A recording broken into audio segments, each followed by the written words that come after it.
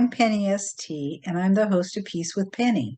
We'll broadcast our second interview in our series on federation models with Emanuel Shahaf of the Federation Movement.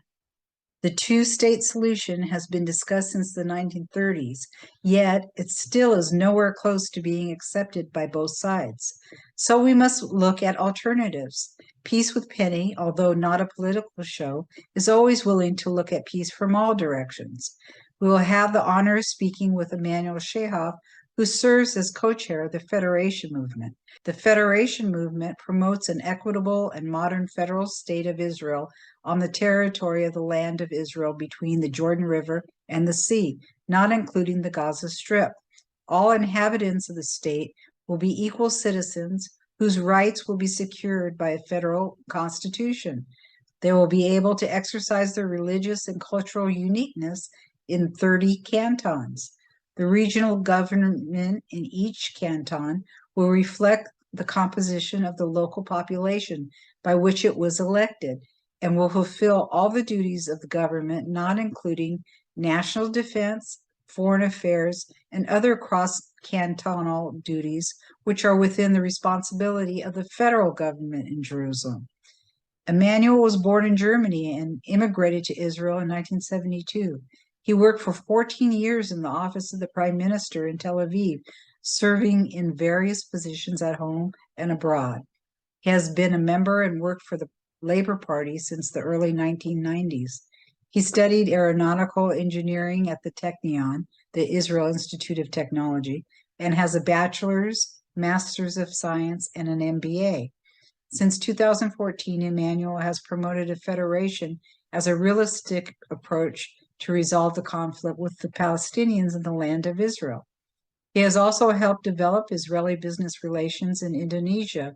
He serves as CEO of Technology Asia Consulting Limited, is vice chairman of the Israeli-Indonesia Chamber of Commerce, and vice chairman of the Israeli-German Society. He recently published his autobiography, Identity: The Quest for Israel's Future, available at Amazon in English and Hebrew and soon in Arabic. But are you curious why I care about this conflict halfway around the world? I'm Jewish, and that's part of it, but let me explain.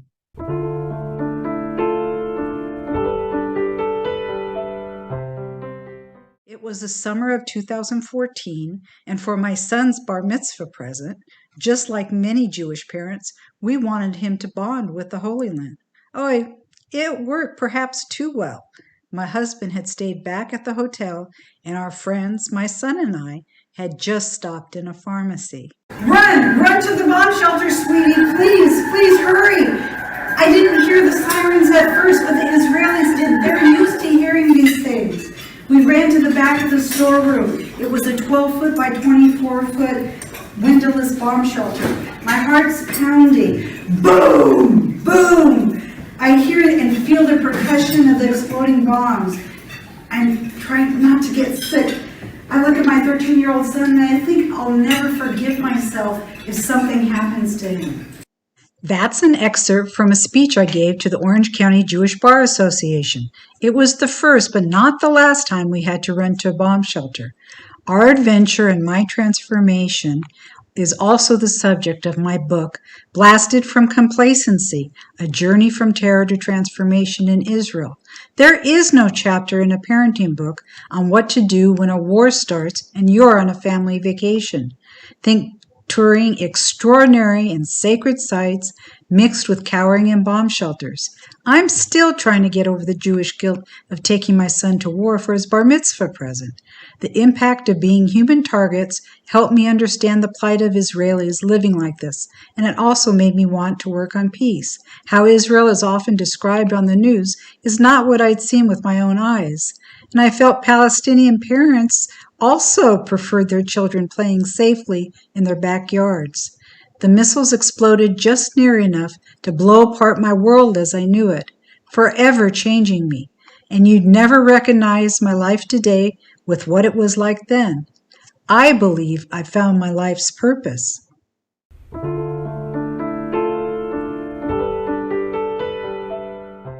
Why not join us and hear what the Federation movement thinks is a potential solution.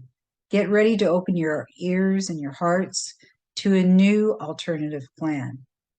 Does it make sense? You be the judge. If you missed last week's episode on the first in our series on the Abrahamic Movement Federation Plan, or any other of our interviews, you can see them on our Peace with Penny YouTube channel or at www.penny.com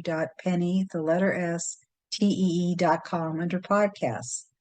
Week after week on Peace with Penny, we show you that there are many people who work on peace between the two peoples every day.